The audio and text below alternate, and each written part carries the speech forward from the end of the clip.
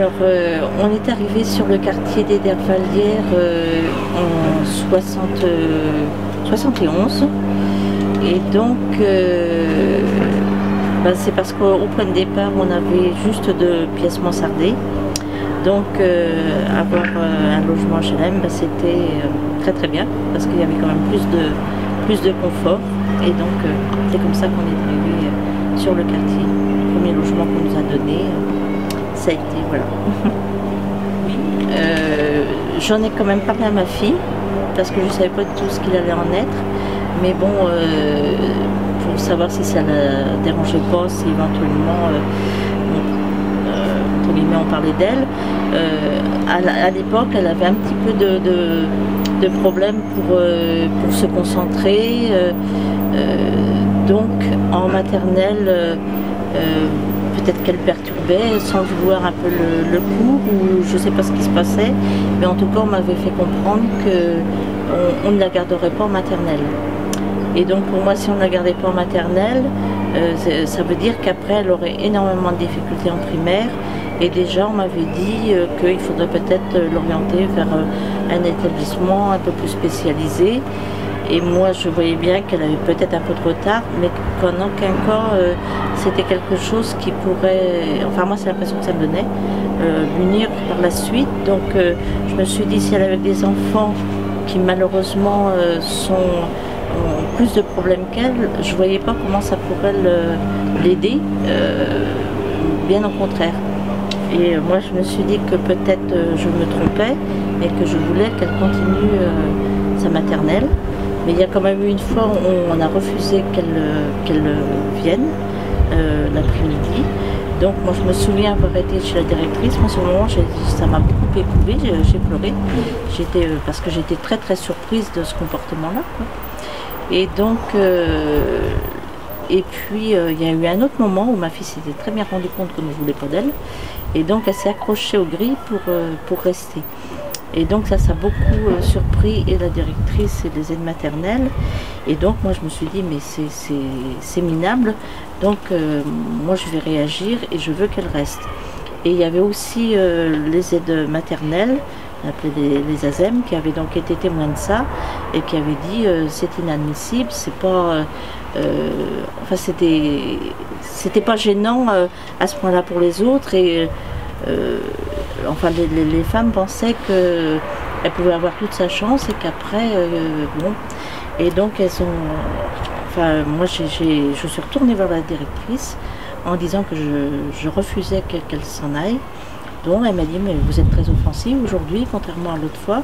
Alors j'ai dit, ben oui, mais que j'avais été très surprise et que bon, et donc elle a vu aussi vent de ce que souhaitaient les aides maternelles, c'est-à-dire qu'elle reste. Donc elle m'avait dit, enfin c'est n'importe quoi, mais enfin bon, écoutez, à ce moment-là, elle va rester, mais vous allez bien voir par la suite, de toute façon vous avez tort, donc vous n'arriverez à rien avec elle. Enfin, donc j'ai persisté, elle a fait sa maternelle.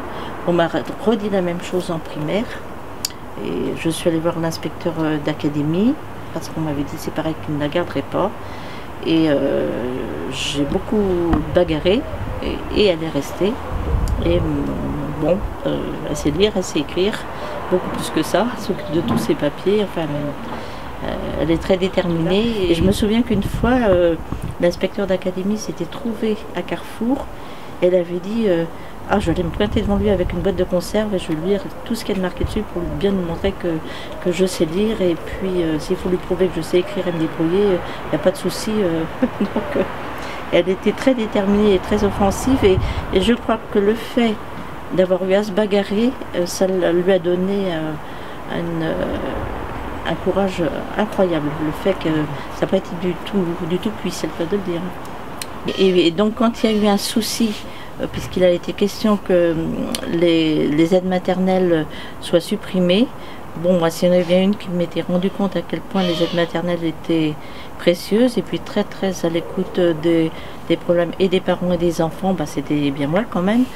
Donc même si c'était quelques années après, je me suis dit c'est pas possible que dans des quartiers comme celui-là où le rôle des aides maternelles est très très important, très précieux, puisque bon, il y a quand même tout l'aspect un peu d'accompagnement des enfants au niveau de l'aspect affectif, et puis bon, elles aident aussi beaucoup les institutrices pour préparer les cours, pour enfin tout ce qui est le côté à la cantine, pour aider pour les repas, pour aller aux toilettes et tout ça.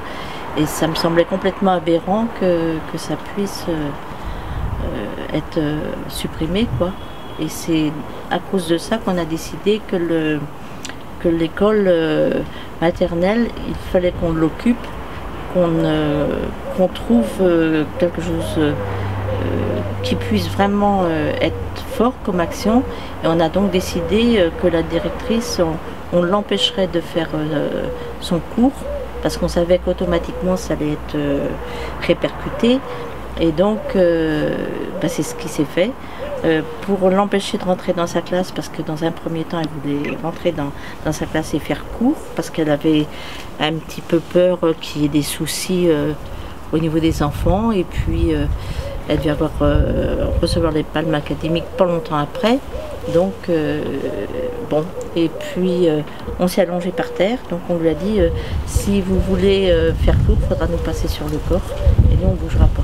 Donc quand elle a vu qu'on était très déterminés, puis je crois qu'après elle a compris aussi que ça allait être bénéfique pour elle, parce que c'est vrai que les aides maternelles c'était quand même important. Bon, on a fait comme ça, et puis dans les autres classes, il y a quand même l'école a pu se faire parce qu'il y avait des parents aussi qui étaient en même temps que les enseignants.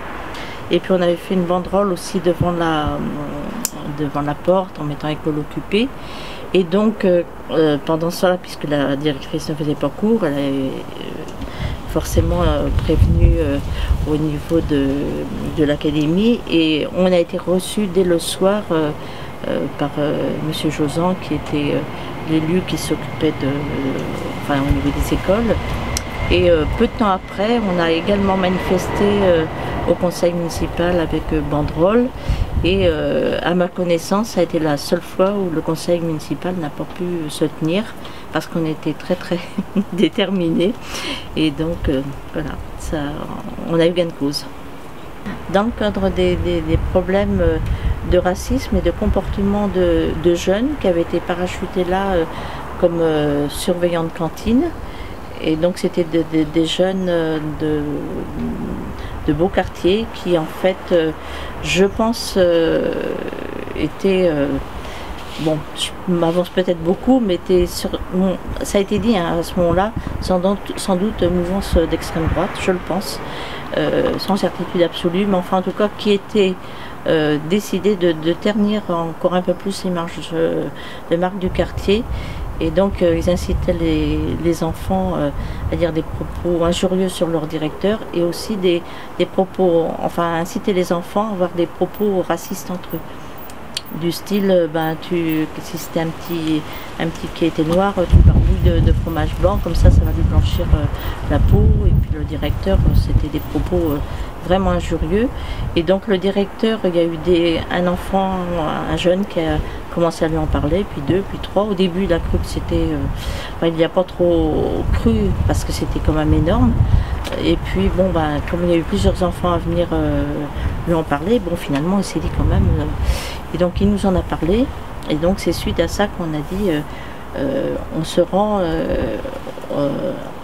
à la cantine, enfin, et on empêche les jeunes de venir, et on prévient l'inspecteur d'académie qu'il se passe des choses graves. Donc l'inspecteur d'académie est venu, il y a eu la une de la tribune qui a été faite, et donc évidemment les jeunes en question ne sont pas restés. Mais la CSF, en un mot ou une phrase, ça serait quoi? Un mot, une phrase.